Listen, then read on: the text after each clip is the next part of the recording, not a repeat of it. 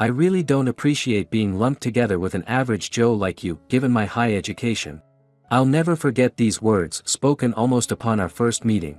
He was younger and had just joined the company, and all I did was point out a mistake he made.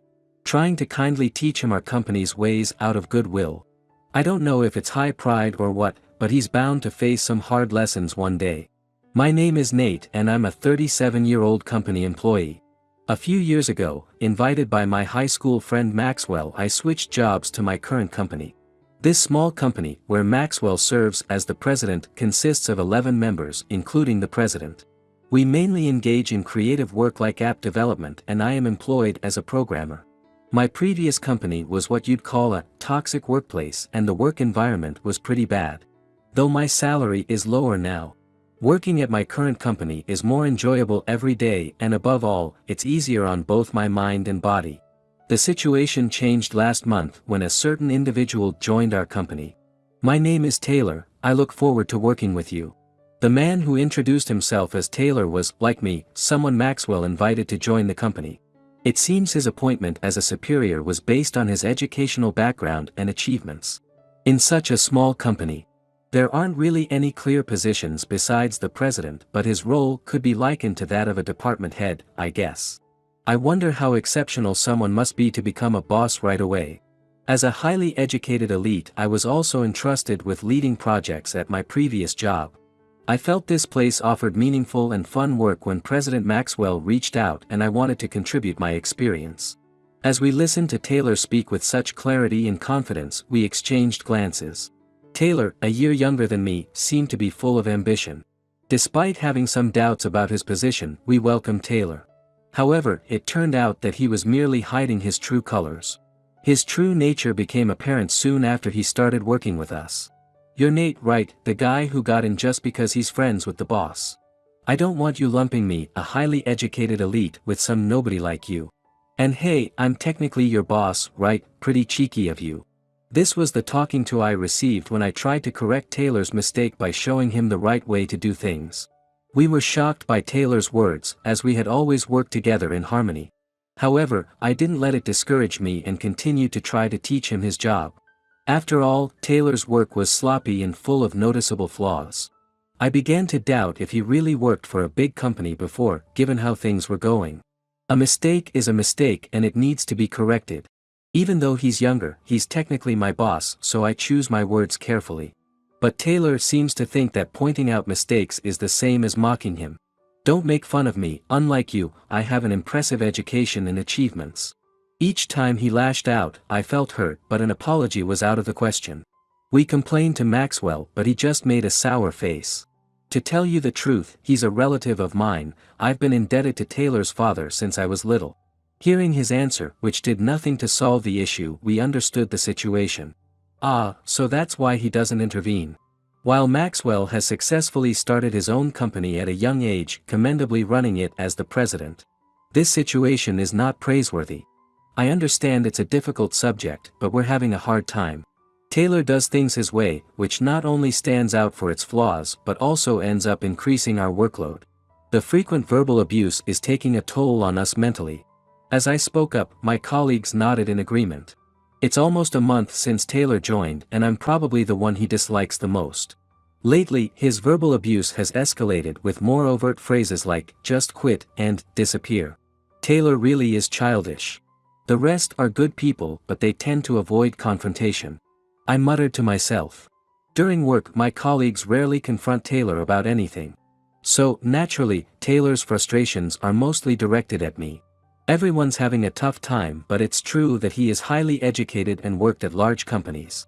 It's not that he can't do the work. Maybe he just hasn't figured out how to interact with everyone yet.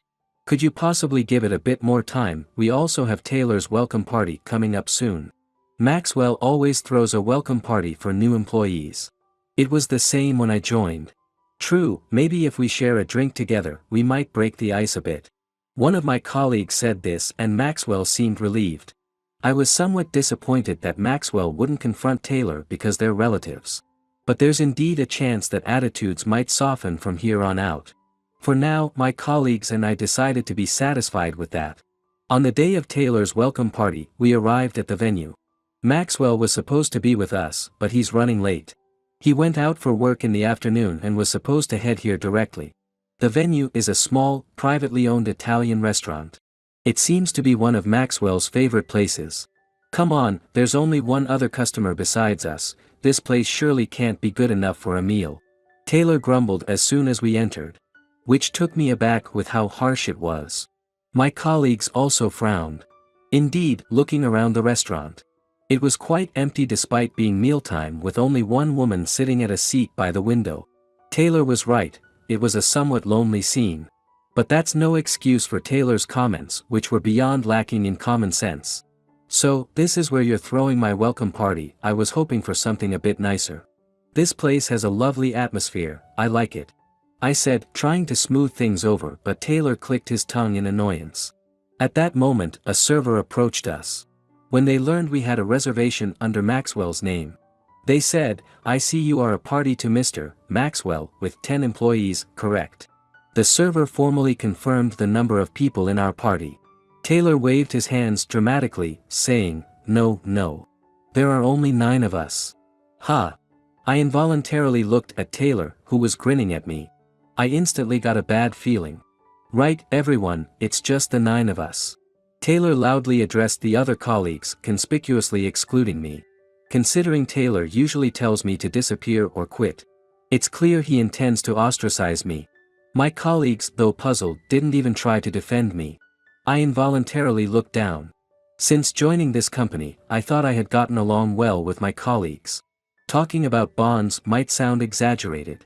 But given our small number, we've supported each other and I felt we had built a trustful relationship. It seems I was mistaken. I managed a dry smile. The server looked back and forth between Taylor and me, clearly troubled. When I looked up, my eyes met with those of the woman sitting by the window. She had been watching our exchange with a grim expression.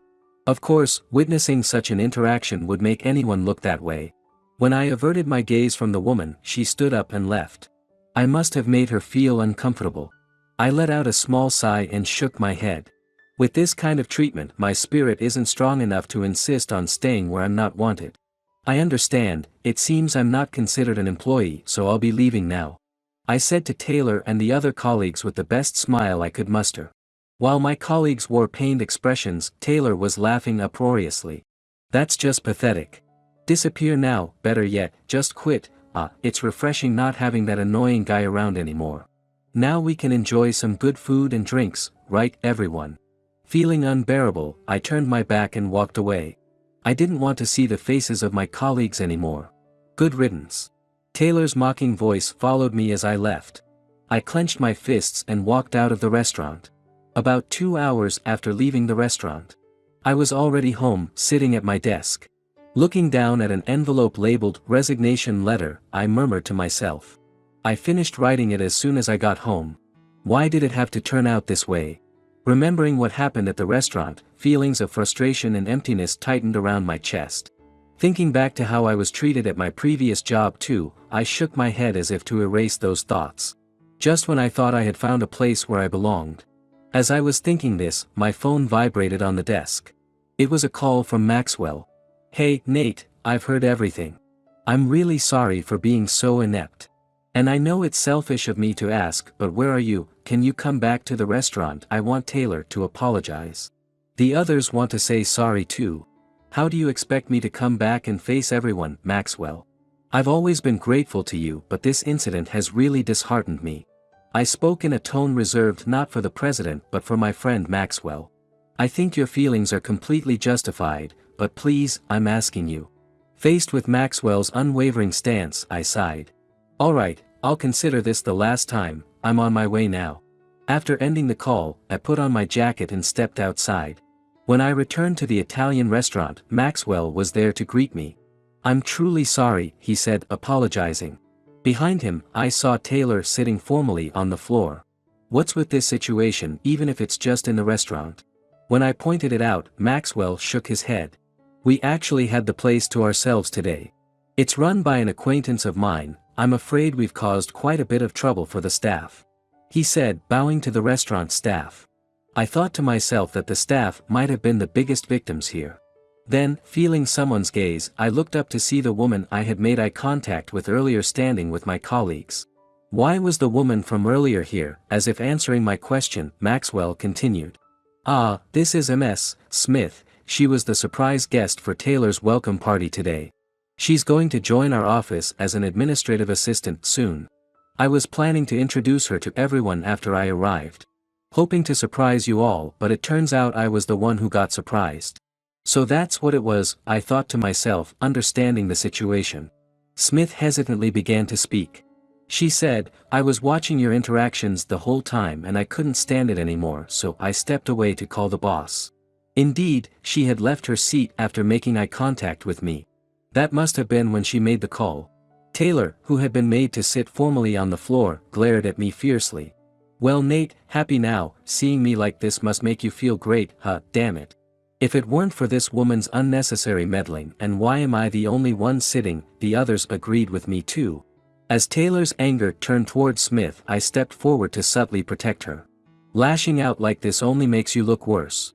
Indeed, I'm fed up with not just you but also with the president and the colleagues who prefer to avoid confrontation. But you are the cause. I came back to receive an apology, but am I to take it that you have no intention of apologizing? At my words, my colleagues and Maxwell bowed their heads in apology. I glanced at Taylor, who looked frustrated, and continued speaking. I mentioned this on the phone with the boss earlier, but I truly was grateful to the president and everyone. Working together was enjoyable and I felt a sense of fulfillment. There was a joy in trusting each other. So, it's truly regrettable. I pulled out the envelope labeled resignation and handed it to Maxwell. Maxwell and my colleagues' faces turned pale instantly. Wait, Nate, if you leave, our company will be. Maxwell's words burst out impulsively and I couldn't help but give a wry smile. Having declared my intention to quit, I didn't mince my words. Yeah, the performance will definitely go down. I'm the most knowledgeable about programming and I was always proactive with the projects. Our company deals a lot with software development like app creation. I worked as a programmer at my previous job too. My previous job was hell on earth. And just thinking about it makes me feel sick, but ironically, it did wonders for my programming skills. Even though I had my resignation letter ready to go, my colleagues, in a panic, began trying to convince me to stay. Nate, your absence would bring us to a standstill, they argued. Please, reconsider. They begged in unison, which somehow made me burst into laughter.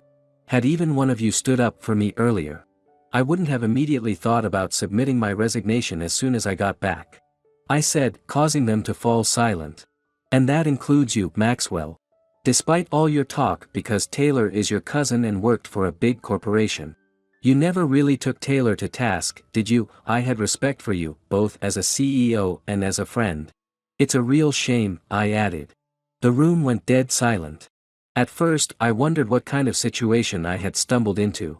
But maybe it turned out for the best since it showed me the kind of people who work here. I will be declining the job offer, said Smith, breaking the silence, having listened quietly until now. No, not Smith too, after Nate. Maxwell slumped, defeated. In the midst of such chaos, only Taylor snorted in defiance. Humph, who cares if two incompetents are gone? With me here, there won't be any issues, boss. Don't joke with me. Maxwell yelled at Taylor's remark. The intensity as if he was about to strike Taylor made the colleagues quickly restrain him. The only reason I hired you in the first place was because your dad insisted on it. After graduating from a prestigious university and working for a major corporation, you ended up getting fired due to continuous issues and then secluded yourself in your room. Your parents came to me in tears, desperate for help, so I reluctantly agreed. I was against making someone as young as you and new to the company a supervisor over others. But your parents were persistent, nagging about finding a suitable position for you. I had no choice, and yet, you have the audacity. It seemed Maxwell had been holding a lot back. Like steam escaping from a kettle, Maxwell let it all out. You've spilled the beans. Taylor, unexpectedly outed for his reclusiveness, flushed red with embarrassment. The sight of Maxwell and Taylor arguing was like watching two ferocious beasts howling at each other. Colleagues tried desperately to hold them back, but to no avail. I just shook my head in disbelief. I couldn't care less about someone being a recluse. No matter the trigger, becoming independent is a good thing. However, Taylor continued to behave as he pleased, using his resume and his relation to the CEO as a shield. As a result, he ended up causing trouble for his father and for Maxwell, who had hired him. Anyway, I appreciate everything up to now, I just wanted to say that, so I'm heading out. I don't know if they heard me, but I called out to Taylor and the others as I reached for the door of the shop. From behind, I could hear the sound of a crash and the voices of Maxwell and Taylor blaming each other. I'm leaving too, Smith said, following me, so I held the door open for her. Glancing back at Maxwell and the others, I saw grown men tangled up in a mess. I saw a clerk, pale-faced, making a call to someone. Probably the police. I muttered, "Here we go again," under my breath and left the shop. A year later. I'm working at a new place. Thanks to a generous severance from Maxwell and compensation from Taylor, I had no trouble financially while job hunting. Maxwell and Taylor ended up dealing with the police over the incident at the Italian restaurant. I later learned from Maxwell that Taylor had left the company. I heard his father disowned him, but I don't know what he's up to now. Maxwell's company seems to be hanging by a thread, but whether it recovers or collapses is up to them. I stopped by a certain shop on my way home from work. "Hey Smith, tough day." Since then, Smith and I have occasionally gone out to eat, thanks to our shared experiences. The events at Maxwell's company still cast a shadow over me, but I'm gradually getting over it. It's probably because I've been blessed with new connections and can look forward with a smile. I still have a long life ahead of me. I'll keep looking forward and keep pushing on.